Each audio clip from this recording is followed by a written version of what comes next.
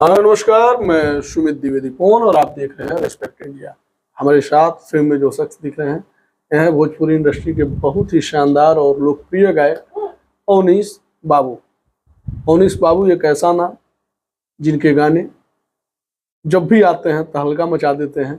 और आपको बता दें कि मिलियन का जो शौक पालते हैं कलाकार, उस शौक से कई गुना आगे।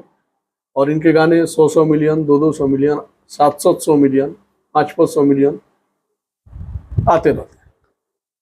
स्वागत करते हैं अवनीश। नमस्कार सर, और रिस्पेक्ट इंडिया देखने वाले सभी लोगों को अवनीश बाबू का नमस्कार। कैसे हैं? बहुत बढ़िया हैं, आप कैसे हैं? हम भी बढ़िया है। क्या मिजाज चल रहा है इन दिनों? मिजाज काफ़ी अच्छा चल रहा है और कुछ पॉजिटिव सोच के साथ हम लोग आगे बढ़ रहे हैं। कुछ नए प्रोजेक्ट पे काम कर रहे हैं जो बहुत देखने और सुनने को मिलेंगे आपको। अच्छा अवनीश, जब भोजपुरी इंडस्ट्री में आप आए और भोजपुरी गाने के लिए आए तो क्या थिंकिंग और क्या सोच लेकर आए थे?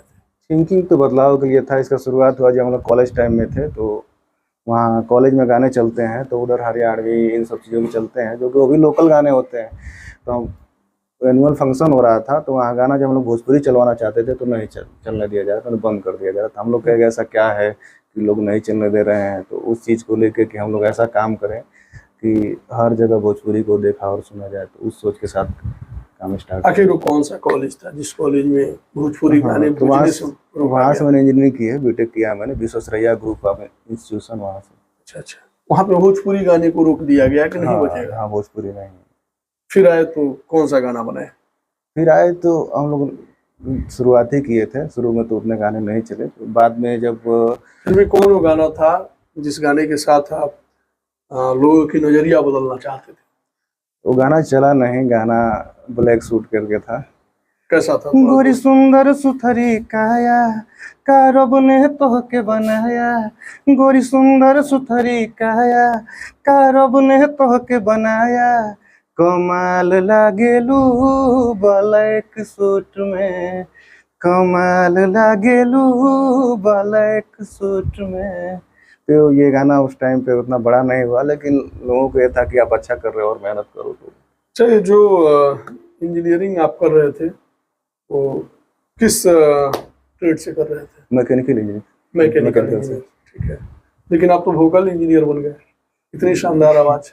ये शुरू से मन में था, लेकिन फैमिली का ये था कि आप इंजीनियरिंग करें, पढ़ाई लिखाई कीजिए, पढ़ाई लिखाई सब कुछ है। जी बात सही भी है, कोई भी पेरेंट्स यही चाहता है कि उनका बेटा पढ़ लिख के कुछ करे। जी, लेकिन पढ़ लिख के तो आप गायक बन गए, उनके सपने पे पानी फेर दिए।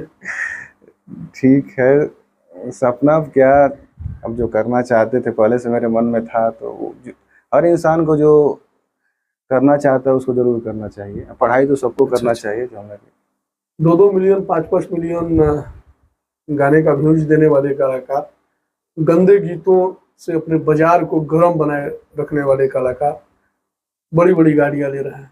अवनीश बाबू के पास कौन सी गाड़ी है? हमारे पास स्कॉर्पियो है, S11 स्कॉर्पियो आप रखे हुए हैं। अच्छी बात है, ठीक है, लेकिन आप जैसे कलाकार के पास बड़ी बड़ी गाड़ियां होनी चाहिए और अच्छी बात है। S11 भी बहुत अच्छी गाड़ी है और ये आपकी चॉइस बहुत ही शानदार है। अच्छा अवनीश, फैमिली बैकग्राउंड क्या है आपका?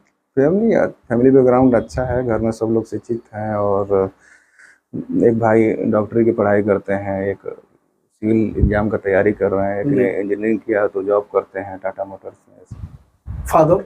फादर मेरे दुबई में रहते थे, अब तो फिलहाल घर पे हैं। सब लोग खुश है आपके काम से? खुश हैं, पहले नहीं थे, अब खुश हैं। उनका पूरा सपोर्ट है कि आप काम कीजिए जो बेहतर कर सकते हैं। जी। अपने जब गांव और क्षेत्र में जब घूमने के लिए निकलते हैं, लोगों का रिएक्शन पहले तो नहीं करते थे लोग, लेकिन अब जब हो जाता है तो लोग कहते हैं कि हाँ, हमको लगता था कि तुम अच्छा करोगे, अच्छा कर रहे हो और बढ़िया करो। अच्छा, कौन सा गाना था जो अवनीश बाबू को एक पहचान दिया? वो गाना था तू हंस के बल्लू जान, साईं प्रकाश जी ने उस गाने को लिखा था। जी। तो गाना किसी और को पहले सुनाए थे। जी।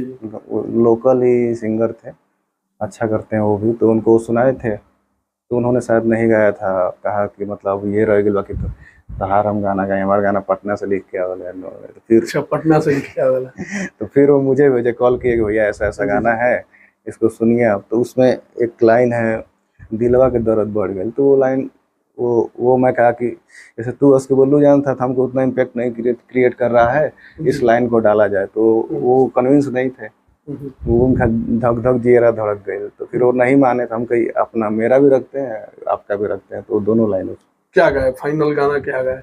वही तू हंस के बोललुए जान, दिलवा के दर्द बढ़ी गइल। तू हंस के बोललुए जान, दिलवा के दर्द बढ़ी गइल। तोहरा प्यार में पागल, तोहरा प्यार में पागल, ई दीवाना हो गइल। तू हंस के बोललुए जान, दिलवा के दर्द बढ़ी गइल। अच्छा, म्यूजिकल बैकग्राउंड नहीं होने के बावजूद भी इतना शानदार और इतना मीठा गाते हैं, ठीक है, इसका राज क्या है? फैमिली में भी कोई गायक वगैरह, फैमिली में विरासत में कुछ मिला है कि नहीं? विरासत तो नहीं है, लेकिन मम्मी को गाते हुए हम देखे हैं कि जो घर में लोग पूजा पाठ होता है, व्रत होता है, सब लोग मिल के गाते। तो मम्मी का गाया हुआ कोई गाना याद है कि नहीं? वही है, निमिया के डाढ़ में लोग गाते हैं। थोड़ा सुनाइए दो लाइन। निमिया के डाढ़ मैया झूले ली झूलनवा, कि झूली झूली ना, कि मैया मोरी गावेली गीतिया हो, कि झूली झूली ना। 19 फिल्मों में जाने का कोई इरादा? फिल्मों में जाने का इरादा एज एक्टर नहीं है, एज ए डायरेक्टर है। कि क्योंकि जितनी भी कमजोरियां आ रही है, डायरेक्शन ही आ रही हैं। तो वहाँ डायरेक्शन अगर जो आपके हाथ में होगा, तो आप अच्छे एक्टर, अच्छी टीम प्रोड्यूस कर सकते हैं। क्योंकि अब आपके चीज़ में, आपके हाथ में जब सिस्टम होगा, तो सिस्टम को अपने हिसाब से चला सकते हैं। ऐसा नहीं है कि भोजपुरी में चाहे यूपी बिहार में अच्छे आर्टिस्ट नहीं हैं, बस ये है कि उनको पिक नहीं किया जाए। आप देखे होंगे काफ़ी अच्छे एक्टर हैं, कुछ का नाम मैं नहीं लेना चाहूँगा, अच्छे कॉमेडी करते हैं, अच्छा नाम है, अच्छा रीच है उनका, उसके बाद भी उनको अप्रोच नहीं किया जा रहा, उनको पूछा नहीं जा रहा, तो वो दुख की बात है। और इस आपसे कभी फिल्मों के लिए बात किया गया कि? फिल्मों के लिए बात भी किया गया है। फिल्म में मैंने गाना भी गाया था, तो उसके वाला रिक्रिएट होके विवाह 2 में वो गाना आया भी था। तो मुझे लगा कि मैं एज ए एक्टर उतना प्रिपेयर नहीं हूँ, अंदर से कॉन्फिडेंस भी आना चाहिए, जो मुझसे बेटर है उसको चांस मिलना चाहिए। यानी कि मतलब फाइनली आपने फैसला किया कि फिल्मों में ही जाना है? हाँ, फिल्मों में नहीं, एज ए डायरेक्टर काम करना, एज ए डायरेक्टर काम करना है। हालांकि भोजपुरी इंडस्ट्री जो है वो तो गायक प्रधान इंडस्ट्री है, ठीक है, और जो गायक है बढ़िया, वही बढ़िया हीरो है। तो आपको एक बार फिल्मों में ट्राई करना चाहिए। कहीं ऐसा नहीं लगता है कि आप गलत हैं? नहीं, गलत नहीं। बात यह है कि उस तरह की स्टोरी भी होनी चाहिए कि लोग आपसे खींचे हुए चले आए। तो जब आपके पास स्टोरी नहीं होगी, तो फिर आप सोचेंगे कोई ऐसा आदमी है जो भीड़ लाते हैं। जैसे नेता लोग होते हैं, उनको लगता है कि मेरे जाने से भीड़ नहीं आएगी, तो किसी स्टार को बुला लेते हैं, तो उसी बहाने आ जाएगी, फिर अपना हम भाषण दे देंगे, सब लोग सुन लेंगे। तो उसी तरह डायरेक्टर को लगता है कि हमारे फिल्म से देखने तो लोग नहीं आएंगे, किसी अच्छे एक्टर को ले लेंगे, तो हो सकता है उनकी वजह से कुछ भीड़ आ जाए, कुछ लोग आ जाए, फिल्म में देख लें, हमारी कमाई हो जाए। यही सब सोच है ना? हाँ, तो फाइनली हमारे साथ थे अवनीश बाबू, जो कि भोजपुरी इंडस्ट्री के बहुत ही शानदार और लोकप्रिय गायक हैं, बहुत अच्छा गाते हैं। और ये मतलब आपको बता दें कि अपने गायकी के बदौलत डायरेक्शन के क्षेत्र में जाना चाहते हैं, ना कि एक्टिंग के क्षेत्र में। बहुत बहुत धन्यवाद अवनीश हमारे साथ बात करने के लिए। जाते जाते फाइनली मैं चाहूँगा कि जो आपका रिसेंट में गाना आया हुआ है, उसे 2 लाइन में बता दें। ये बहुत ही प्यारा गाना आया हुआ है, राज भाई ने उसमें काम किया है।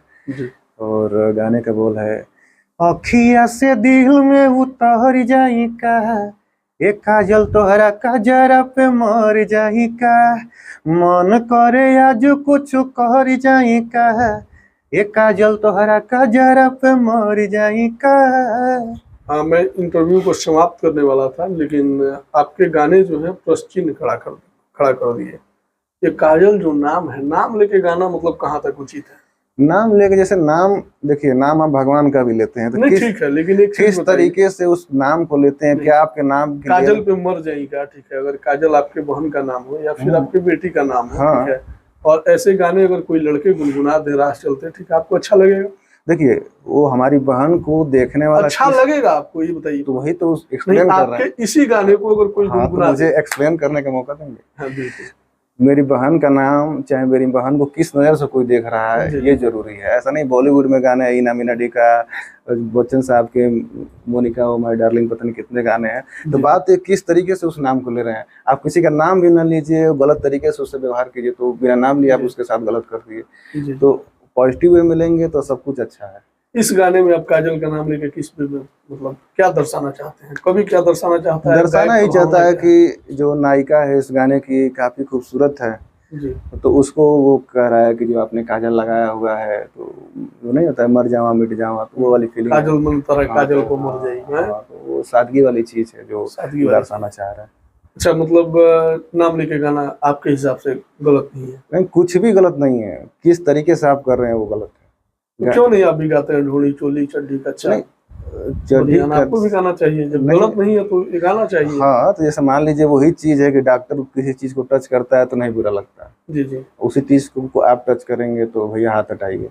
जी। ठीक है, तो बात क्या है किस इंटेंशन के साथ आप किसी को टच कर रहे हैं। एक तो गुड क्या टच। उन्हीं अपने आप को भोजपुरी इंडस्ट्री का डॉक्टर समझते हैं? नहीं, भोजपुरी इंडस्ट्री के हम सब कुछ थोड़े हो सकते हैं।